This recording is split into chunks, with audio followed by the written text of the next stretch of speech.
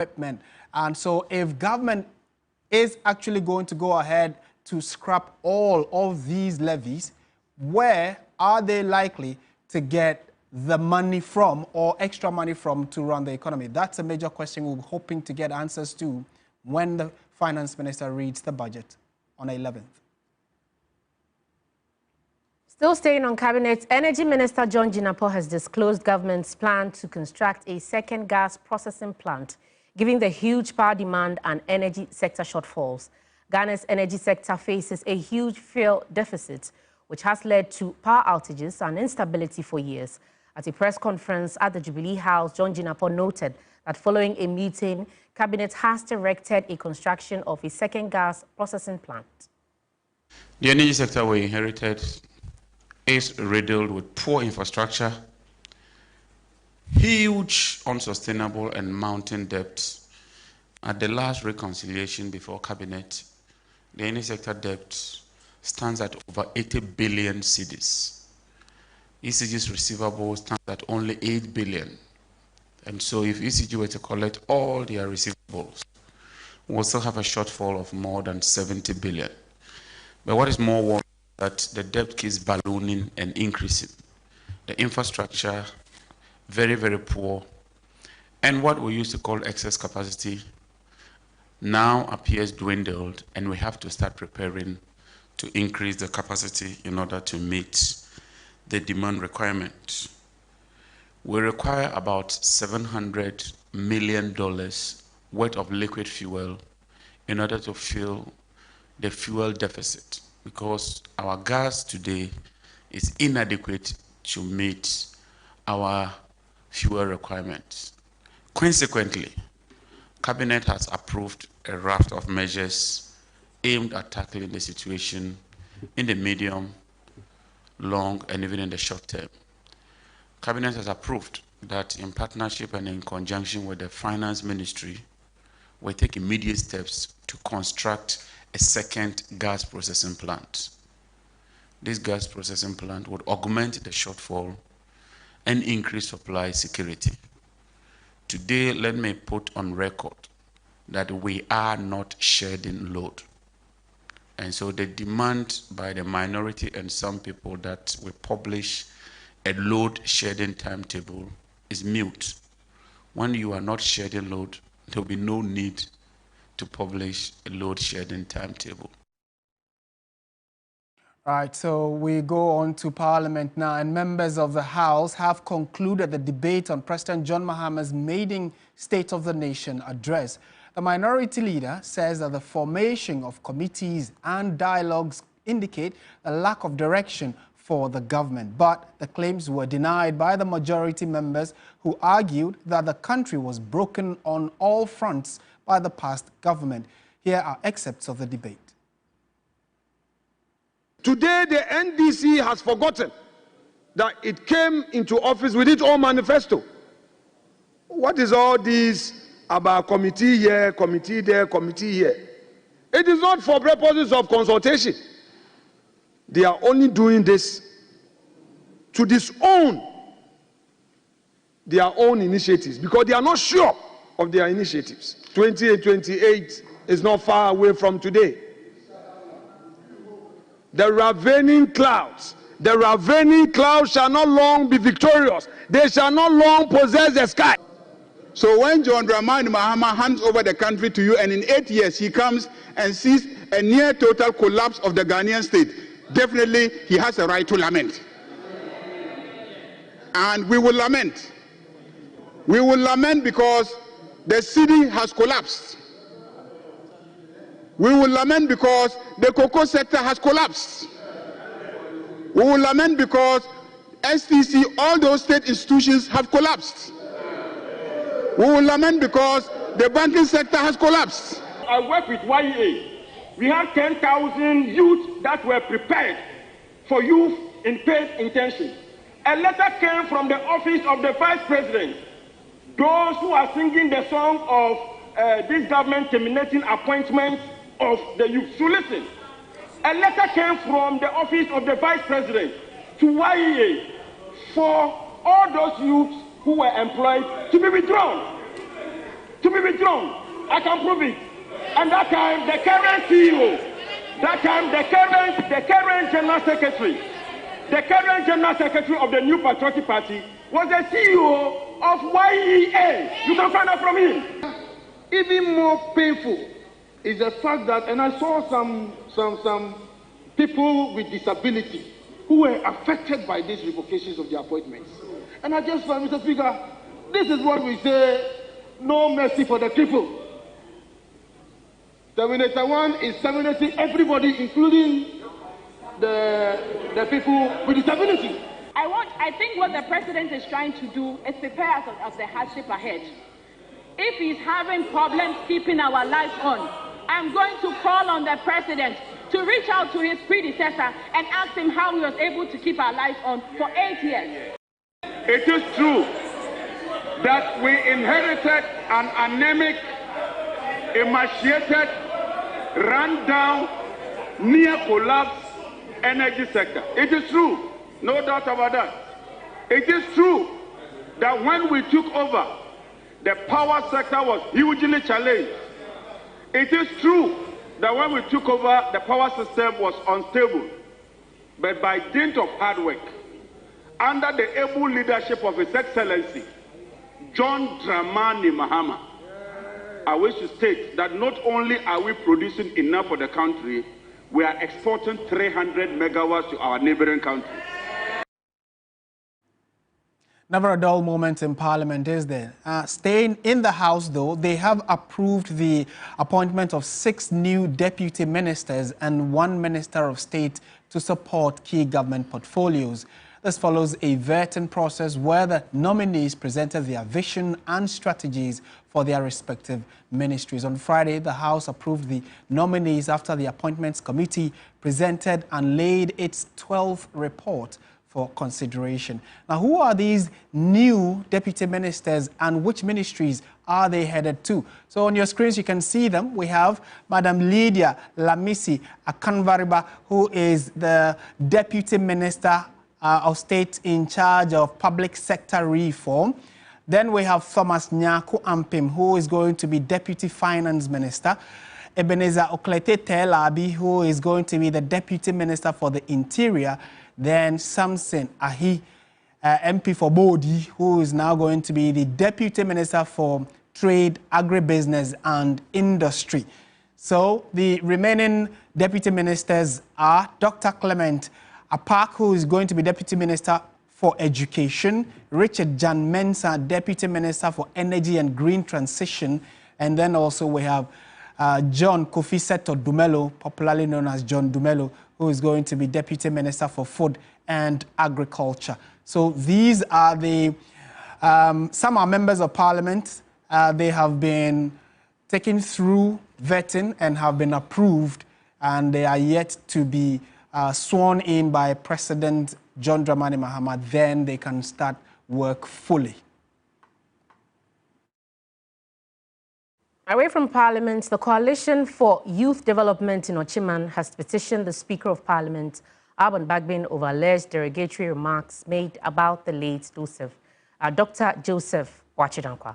The group claims that Tamale Central MP Murtala Mohammed described Dr. J.B. Dankwa as a traitor and a CIA operative during parliamentary proceedings on February 4, 2025, which they consider offensive due to his role in Ghana's independence struggle. In the petition, the group's convener, Akomenin Yeboah, called for a retraction and apology from the NP on the floor of Parliament, as well as the expunging of the remarks from parliamentary records. On that day, the Honourable Member for Boakwa South, Dr. Kingsley Agyeman, in the lawful exercise of parliamentary duty, delivered a commemorative statement in honor of the late Dr. Joseph Boakye-Dankwa, an eminent statesman, scholar, a pivotal figure in Ghana's constitutional development. In the course of those proceedings, the Honourable Murtala Mohammed, Member of Parliament for Tamale Central, in contributing to the discussion, made remarks that are now a matter of record, asserting that, quote, it is important to emphasize the point that he, J.B. Dankwa, into brackets, betrayed his state. Further to this, the Honourable Member reportedly referenced Martin Maridate, the state of Africa, alleging that Dr. Dankwa was an operative of the United States Central Intelligence Agency, CIA, and received remuneration to act against the interests of Ghana. These statements, unsubstantiated and historically questionable, misrepresent the legacy of Dr. Dankwa and risk perpetuating inaccuracies in the official records of Parliament. While we acknowledge and uphold the right of members of Parliament to free speech and debate within the confines of Article 115 of the 1992 Constitution, such privilege carries with a duty to ensure that parliamentary discourse is grounded in factual accuracy and historical integrity. Moreover, Article 116 of the Constitution provides for inquiry into any statement that, upon prima facie examination, warrants corrective measures in the interest of fairness and accuracy. And still on the same subject matter, the Clerk of Parliament who received the petition, that's the person of Ebenezer Jetro, assured them that the appropriate action would be taken by the Speaker in due course. The concerns presented would definitely be brought to the attention of the Right Honourable Speaker for his appropriate, response. Okay.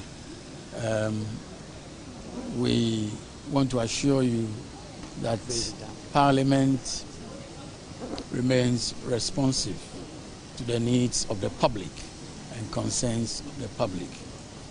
In that regard, in due course, I believe that the Right Honourable Speaker may take the appropriate action he deems fit in that regard. Thank you very much for this, exercise. Another recent fire explosion at Konongo, Dumase, in the Ashanti region has exposed the dangers of selling mining explosives in the heart of town. A fire that started in one of the shops quickly spread to nearby houses, resulting in the loss of 3 lives and damaging over a dozen buildings. The regional minister has directed the arrest of persons who engage in an open sale of dynamite in unauthorized places. On Wednesday, March 5, 2025, residents of Konongo, Dumase, faced an explosion-related disaster. A fire that spread to a shop selling dynamite resulted in a major explosion, killing 3 people and destroying multiple homes. The Minerals and Mining Regulations of 2012 explicitly prohibit the sale of mining explosives in unsecured locations, such as the center of towns. However, this practice remains prevalent in Odumase. The chief of the area expressed his concerns when the Regional Security Council visited the explosion site. These are police for so be omojuma sefata. Serebeya obi ton dynamite dem fi say nyefie ne ton. Ko ton komasi be bi kra fi say e declare han yin sa no. Am for me so dem na ton ketenkete microphone to yen chamber. The Minerals Commission and the Environmental Protection Agency disclosed that the owner of the shop had no permit to engage in the sale of mining explosives. I'm told that the people who were operating that shop have absconded, but the police, they are investigating and tracking them. They have instructed the security agencies, the BNI, the National Security, the police, the CID, to conduct a thorough investigation, especially across the mining communities, to find out if there are any other people who are selling these explosives right in town. It is out of, lawlessness that someone would host such explosive and be selling in the house. So there's always a situation, but I can assure you that the security agencies would do all the investigation to make sure that we correct same and also bring to books those who perpetrated this act. For the 30 households affected by the incident, the ministers promised 5,000 Ghana cedis each to assist in repairing their homes while they await federal government support. Out of the 5 injured individuals, 3 have been treated and discharged, while the remaining 2 have been referred to Konongo Teaching Hospital for further treatment. Investigations into the incident are ongoing to establish the exact cause of the fire. Ibrahim Abubakar, TV3 News, Konongo Odumase, Ashanti region.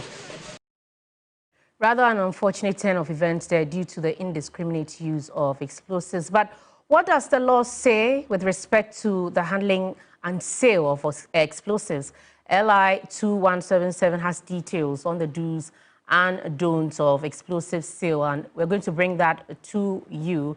The Minerals and Mining Explosives Regulations 2012 LI 2177 says that a person requires a license. A person cannot sell or deal in explosives unless they have a license granted by the Minerals Commission. Explosives must be kept in a licensed magazine and not supplied to unauthorized persons. It says that it is prohibited, the sales of explosives are prohibited and there are penalties. So selling explosives without a permit is illegal and punishable by a fine of up to 1,000 penalty units or a maximum of 4 years in prison.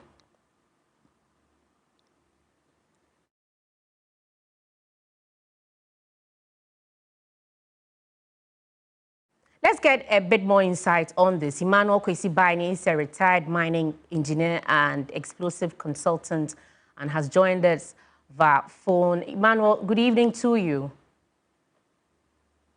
Thank you. Now, the recent Konongo explosions involved dynamite illegally sold at shops. What are your initial thoughts on this? The fact that such dangerous items that require expertise to handle are being sold in the open market? Please come again. I was asking what your thoughts are on the fact that such dangerous items are sold at open places without experts handling it. Hello, Mr. Baini, can you hear me? Yeah, but it's not clear. It is not clear enough? Yes. So the question I'm asking is that there are explosives in the open markets being sold by people that do not have license to deal with it. What are your thoughts on this? I want to like a pattern concerning the control of explosives. One cannot prepare, use, or possess or store.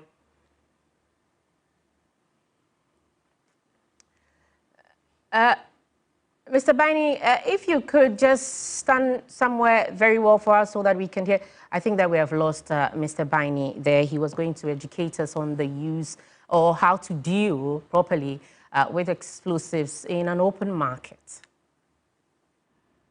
More news tonight. Civil society organizations against illegal mining are intensifying pressure on the government to replace the executive directive of the Minerals Commission and certain police commanders in the eastern region for compromising efforts to combat illegal mining in forest reserves.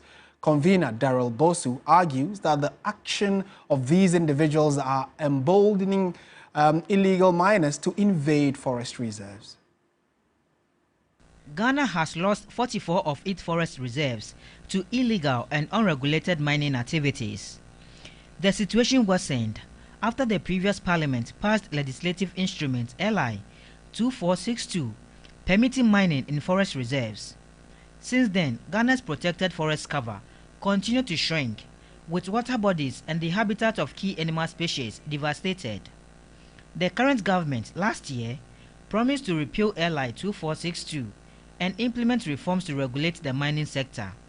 However, civil society groups against illegal mining are now concerned about the government's ineptitude to repeal the LI. At a news conference, Deputy Director of Operations at Arocha, Ghana, Daryl Bosu said the delay in repealing the law is encouraging some miscreants to continue invading protected forests. Previous and past governments agree that LI 2462 is counterproductive to our sustainable development and must be revoked. There is therefore no reason why this law continues to exist in our statute books. LI 2462 must be revoked with immediate effect, and all mining concessions issued for forest reserves in Ghana revoked as well. He urged the government to retool the Forestry Commission to effectively address issues of illegal mining. Additionally, the CSOs reiterated their demand for the immediate replacement of the Executive Director of the Minerals Commission and police commanders in Chebi for failing to uphold their responsibilities in the fight against illegal mining. The failure to enforce effectively laws against illegal mining in parts of the eastern region is a clear indication of poor leadership and complacency by both the Divisional and Eastern South Command, all located at Chebi in the eastern region of Ghana. We are therefore calling for a more proactive law enforcement and effective leadership by asking for the replacement of the Eastern South Police Commander DCOP George Bwedi Bosman and ACP Renosam, Divisional Police Commander, for their inability to curb illegal mining activities in the region. We call on the government to, as a matter of urgency, replace the Executive Director of the Minerals Commission with a visionary leader who would usher in a new era of responsible mining. The group also called for the continuation of a policy that allows for confiscated excavators to be burnt as a deterrent to those who destroy the environment. Stanley Niblew, TV3 News, Accra. Minister for Local Government, Chieftaincy and Religious Affairs Ahmed Ibrahim says government remains resolute in bringing finality to various chieftaincy disputes. Speaking in an interview, the minister bemoaned the soaring violence in parts of the country while appealing to the National House of Chiefs to rally behind government's quest in settling these disputes. Chiefs play a crucial role in sustaining good governance and economic development. They are responsible for encouraging development projects, promoting cultural understanding and settling disputes in communities, among others. However, the growing incidence of chieftaincy disputes remain a step back to socio-economic development in the country. Speaking exclusively to TV3 after a courtesy call by the National Peace Council, Minister for Local Government, Chieftaincy and Religious Affairs Ahmed Ibrahim reiterated government commitment in finding lasting solutions to various chieftaincy disputes in the country. These times, you are going to see the chief imams reps, the members of the Economical Council, the traditional authorities, the political leadership. We are going to come together to make sure that we are able to build peace, and there will be peace. So this role is going to be a very crucial one. So we've assured them that we have to re-engage them. It cannot be business as usual. He called on various stakeholders to rally behind government quest to bring in peace to affected communities. The search for peace must be a collective effort. And therefore, we should not leave it to only the winners, the winning party. The opposition party must also play a role. And clearly, if all of us agree to search for peace, we will find peace. But if one is looking for peace, one is sabotaging the effort, we can't find peace. Therefore, we must be truthful to each other. We must talk truth to power. Executive Secretary of the National Peace Council pledged commitment in keeping the peace and unity. We thought it is a duty to pay a visit to Honorable Minister. So together we fashion out what we can do to help particularly deal with issues that confront chieftaincy in our country and issues that confront religion in our country, and even issues that confront our local governance, because these things have bearing on the peace of our country. And we think that it's important we engage early so that we are able to find solutions to some of the problems we are facing as a country. The courtesy call gave both parties an opportunity to strategize in ensuring peace and national cohesion. We're still in the Ghana month mood, and I will be happy to also hear from you how you're celebrating the month of March as we are marking 68 years of independence. Well, I bet you have chanced on a landmark without having a fair idea of its representation. There are several of these scattered around the capital with significant background stories. In the following report, George Quening puts the spotlight on some landmarks as Ghana marks its Independence and Heritage Month. The struggle for Ghana's independence has been a notable feat, and so are its landmarks with significant background stories. You cannot talk about Ghana's independence journey without mentioning the 3 ex-servicemen, Sergeant Ajete, Corporal Atipol and Private Dartey Lamte, who were shot and killed by the colonial police in 1948. But did you know the remains of the late Sergeant Ajete were interred in the capital, La to be precise? Until the recently held 77th anniversary of the 28th February Crossroads shooting, which paved way for the beautification of the site, the area has been an unpleasant place with refuse scattered around. In the same capital is this school built in 1948, same year the Crossroads shooting happened. This statue here can give you a clue. This is the 28th February Road Primary and Private Dartey Lamte Memorial Basic School, located right behind the Kwame Nkrumah Mausoleum, and this was built in honor of the late ex-serviceman. Part of the school begs for attention. While some of these landmarks are easily identifiable because they have clues like the erection of statues around them, there are others that are very difficult to identify unless someone tells you what they are. Talking about the state of some of them, they beg for attention. How old were you when you realized the Kanda estate used to provide accommodation for MPs? The Siwi neighborhood provided all the comfort these honorable men required to keep Ghana's legislation running and still remains one of the best in terms of security. The list goes on and on, but this only confirms how Ghana's rich history has transcended over time, and with such landmarks, visualizing the moment comes in handy. George Queenan, TV3 News, Accra. This is News 360. We have some business news coming up next. Stay with us.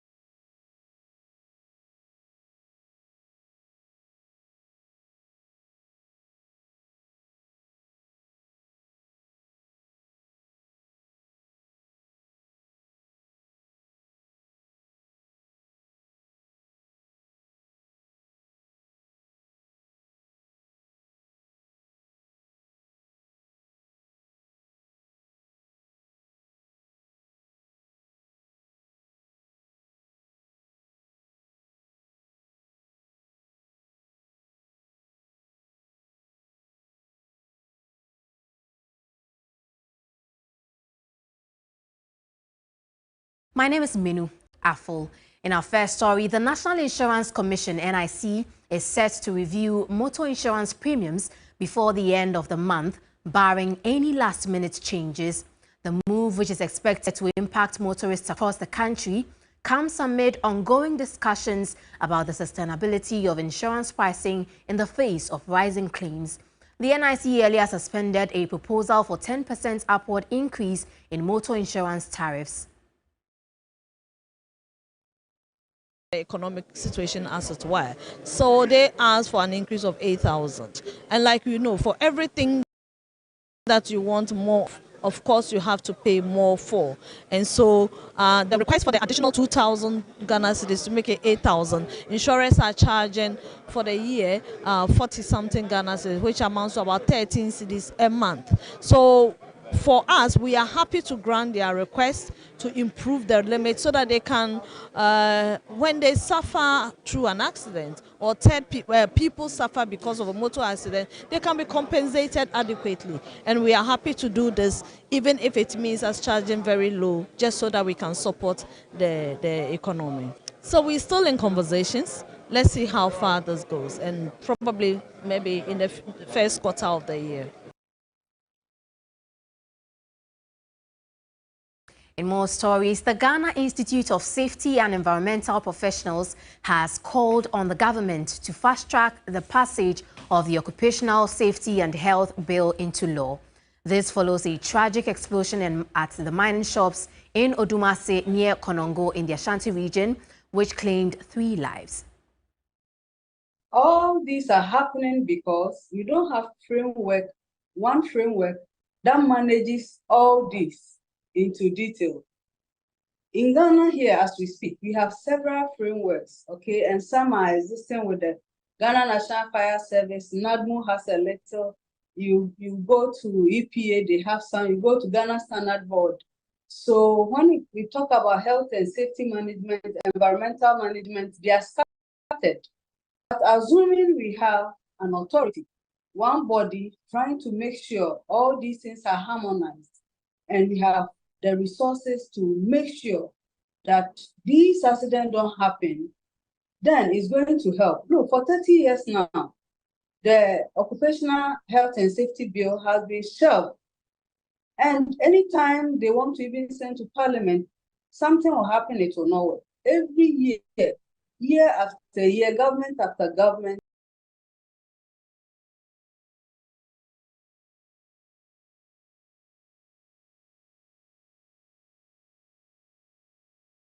we have been updating this policy to no avail. Okay, so if we have that authority there, then definitely an organization will know that they cannot make such simple mistakes. And now, to mark International Women's Day, Ayisha, a brand under Unilever Ghana, has launched a bold initiative to support women in agribusiness. As part of the initiative,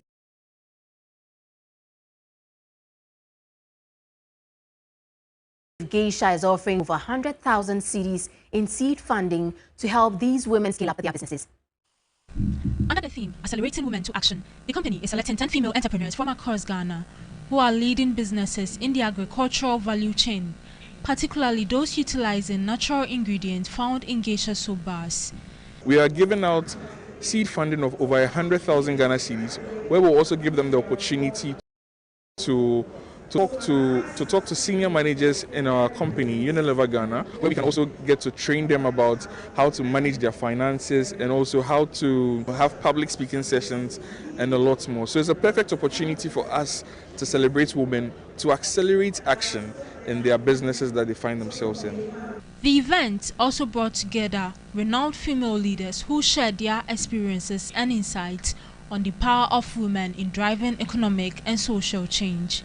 As we reflect on the theme, Accelerate Action today, let us all commit to play our part. Together we can create a Ghana where women are empowered, where they have equal opportunities to succeed, and where they are celebrated as the leaders, innovators, and change makers of our nation. I challenge you all, young women, corporate leaders, policymakers, entrepreneurs, and change makers. let us not just talk about gender equality, let us accelerate action. To us all, let's hold ourselves accountable and drive real progress. Together we can rewrite the narrative. The time is now. Geisha's commitment to women's empowerment aligns with a broader effort to foster sustainable businesses and encourage the use of locally sourced natural ingredients. By blending financial assistance, mentorship, and skills training, the initiative not only celebrates women but also accelerates their impact in the agribusiness sector. Away from that, Reach for Change, a global non-profit organization in collaboration with the BMW Foundation, Scania West Africa, and Ayisha, has hosted the second edition of Partnering for Change in Accra. The platform transforms dialogue into action to promote a fairer and more sustainable entrepreneurial ecosystem in Africa. Partnering for Change is a program aimed at supporting grassroots entrepreneurs, unleashing the power of local social entrepreneurs through capacity building and ecosystem development programs. This initiative seeks to reduce poverty, inequality, and climate change with a particular focus on the impact these issues have on children and the youth. This year's edition focused on empowering women entrepreneurs in West Africa. Sophia Breholt, the CEO for Reach for Change, mentioned that the NGO is passionate about promoting women entrepreneurs. Women are powerhouses, and not only will they contribute positively to the economy, but to have equal opportunities will balance out also other aspects that we have in the world.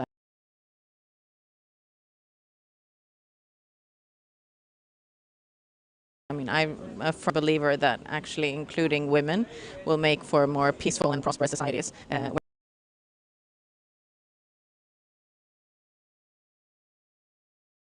Where we actually do less harm. She added that the government has a role to play in addressing systemic barriers that prevent women from accessing finance and markets. To understand is to really look at gender disaggregated data. So to actually know how many women are employed, how many men are employed, how many women go in through the educational system. So you can identify, and then you need to develop conducive policies, basically, whether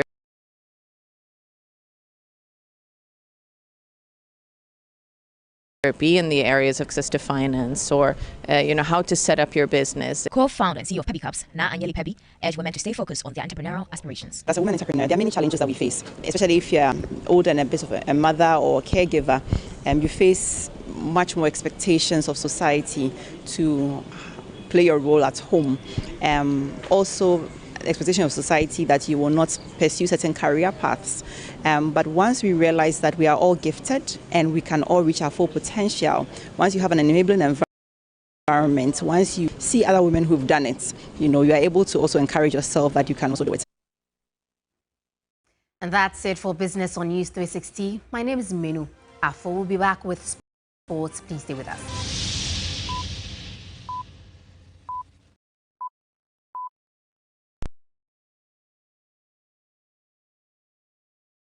Whenever you fly to space or take your first step as baby, SoftCare always stays with you. New SoftCare Space Series is rooted from space technology. Keeps you dry and comfortable for 12 hours long. Offers you the most effective protection during your space journey. SoftCare. Protect your leap. Anti-cavity, gum protection, brighter teeth, and fresh breath. I want fat missy way. Repacho bantama. Matias.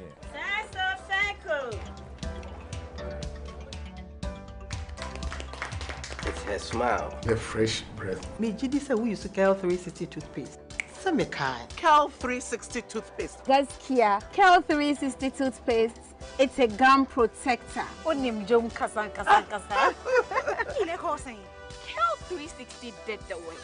It's cool mint, gives me fresh breath, and your confidence booster. You will see so feeling when you know Kel 360 toothpaste. Happy smile. Kel 360 toothpaste, anti-cavity, gum protection, brighter teeth, and fresh breath. Kale, happy smile. This advert is FDA approved. Upgrade with your recoded GCB mobile app and do more with ease. Send and receive funds seamlessly. Your recoded GCB mobile app is fast. Use it to pay all bills and enjoy the convenience. We're gonna be with you to make life a lot easier. No worries. Top up on all types of ECG prepaid meters easily. Your GCB mobile app makes that possible with this smart card reader. Where you bank, you don't need no account. Silence up the app, only see where they matter. GCB mobile app, GCB mobile app, making life so easy. Pay your subscriptions and fees to over 150 merchants. It is safe and timely. Get your bills paid on time. No worries, silence up the app, only see where they matter. GCB mobile. All transactions on GCB mobile app are smooth. Get onto Google Play Store and Apple Store to download GCB mobile app. Upgrade your style. GCB Bank, your bank for life. Alright, listen up. Colocate is on a mission. It makes our gums healthy and our teeth strong. See? We're moving forward and making changes. It's kind of a big thing. Colgate Herbal uses traditional nature's herbs and combines it with Colgate Science for healthy gums and strong teeth. And we'll leave no smile behind. Sports segment is brought to you by Kel 360 toothpaste.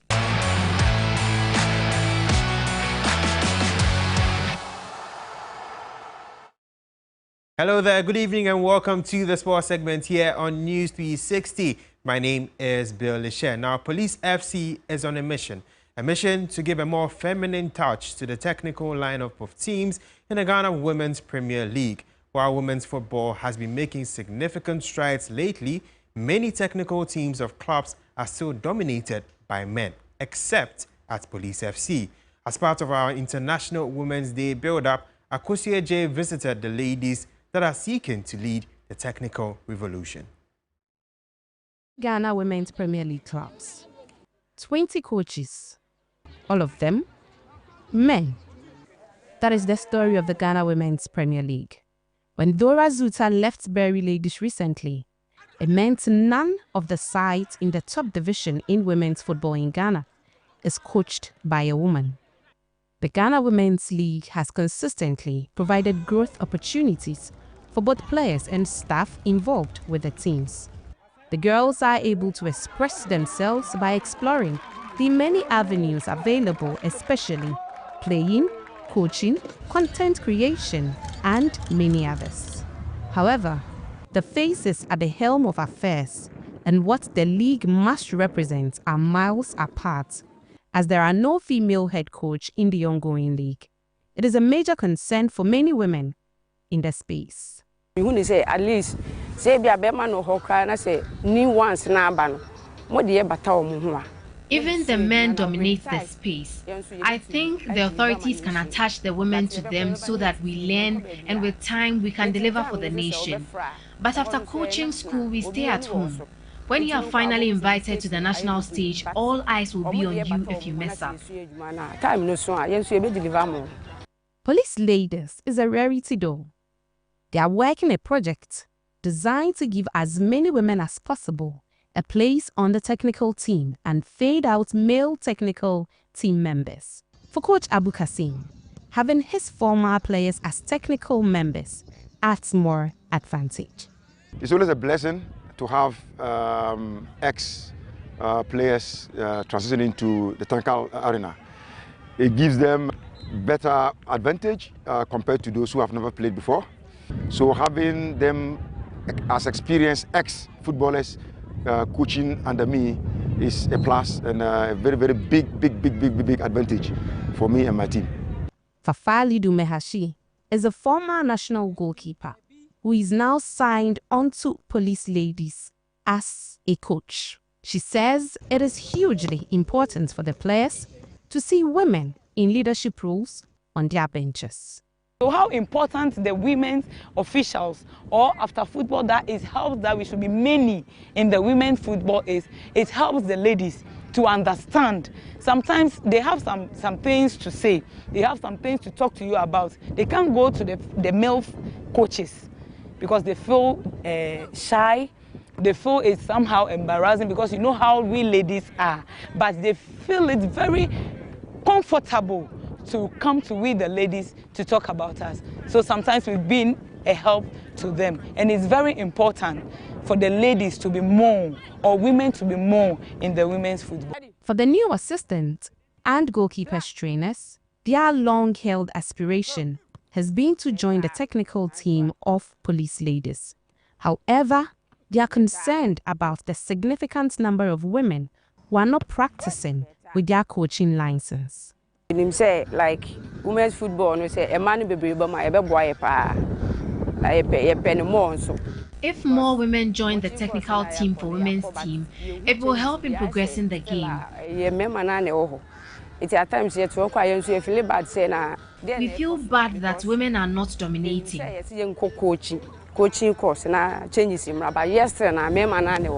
The women say combining a rise up the ranks of the technical teams and maintaining a family can be a bit of a challenge. But now I'm married, and I may say now the players, some of them are getting married. Yes, are getting married. At first, it has been something that we players, we don't like men. We are always like on our own. We don't want to associate ourselves with men. But I may say it's not like that. It's just because we are afraid. Some you can get pregnant. Some the men can spoil you. We have it in so many. It's not all the men are not the same though. Yes, but sometimes it's just that we were afraid for what will happen or to affect our football. But that is not stopping them from dreaming. Nanama Santwa, for instance, wants to be a national coach soon. Oh, me aim for future say. My aim for the future is to coach a national team. Maybe if more clubs adopt the Police Ladies approach, then the dreams of ex-players like Nanama would be closer than ever.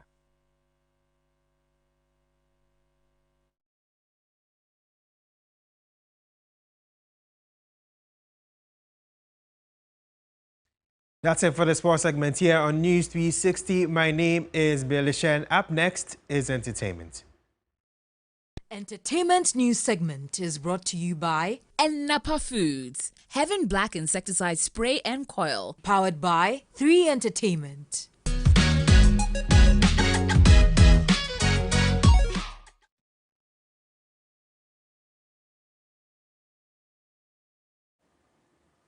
As part of the Ghana Month celebration, Media General has set up Ghana Village, a space to promote Ghanaian culture. We are, by that, inviting the general public to join us every Friday at the Ghana Village, located right here at Media General, to experience a rich Ghanaian culture. Let's cross over to my colleague, John Noella, who's currently at the village, to bring us up to speed with the mood there.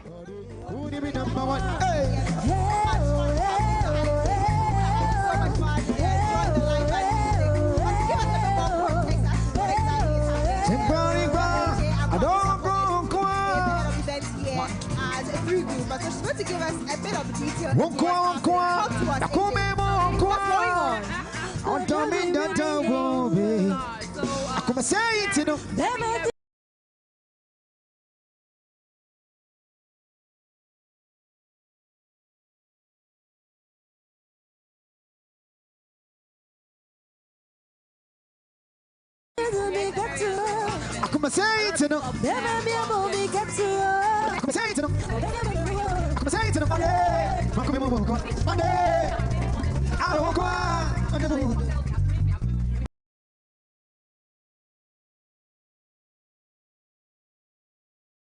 Exciting for people that come and enjoy all of this. And tonight we have live band, and we do it every Friday in the month of March. Every Friday, so just in case they missed out on tonight, or they can come here next Friday.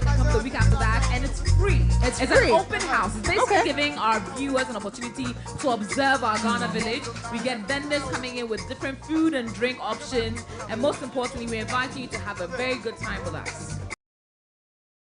Okay, well, if that's one we know that Media General, once it's Ghana month, we carry it on our heads. Yes. And so this is no except it's not something new to us at all. But I'll also go into the crowd and find out from them, their experiences. Because some people are, they're having the time of their lives right here. But let me just speak to our very own. He's also with us here at Media General of Prekese. He's going to be joining us. So far, give me your thoughts on what's happening here tonight. Well, I think this is the best place to be. If you're bored out there, you're not having fun out there, this is the place to be. MG's Village, I think that's the name. Yeah, the Ghana Village. Yes, MG's Village. That's the place to be. I'm really enjoying myself. So we are entreating all to come. I think every Friday we are doing something every Friday in the month of March. Yeah, in the month of March. Please pass by, let's have fun here. TV3 Kanda Adisa Way. Definitely a way to help you enjoy your Friday nights. But then we still have some people behind there. I mean, they just joined us. They're not with us here at Media General. They heard of it and then they decided to come through. So who's going to speak to me? Okay, let me speak to you. What's your name? Yeah, my name is Ayisha Official. Yeah. Okay, how did you hear about the event and what do you make of it? Okay,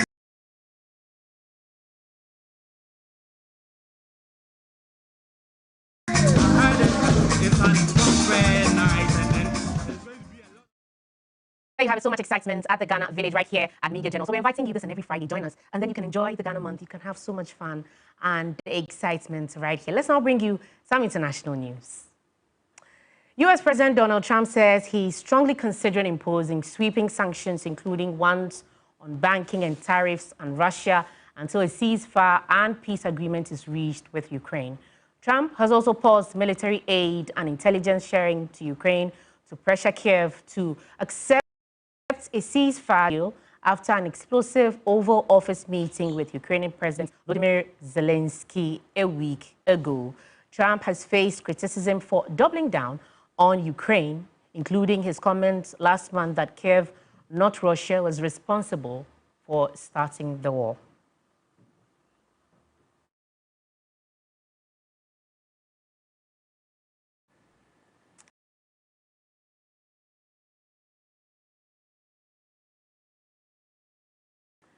That's it for this evening's edition of News 360. You can find more on 3news.com. My name is Ayisha Yakubu. And I am Martin Asiedu. Enjoy the rest of the Friday.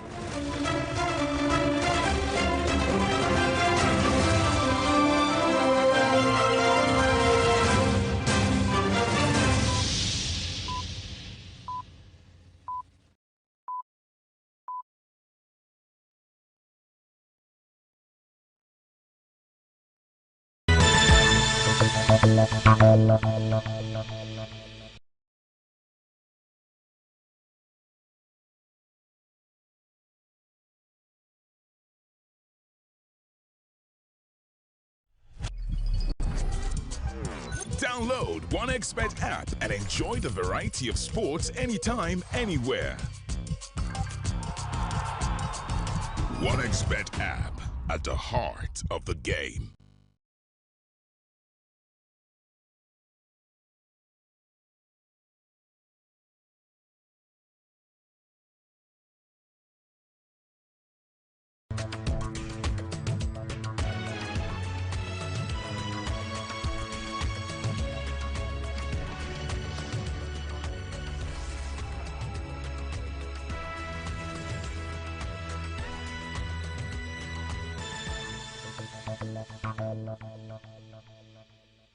Just as Tonight is brought to you by Onga, Betway, Frutelli Calipo.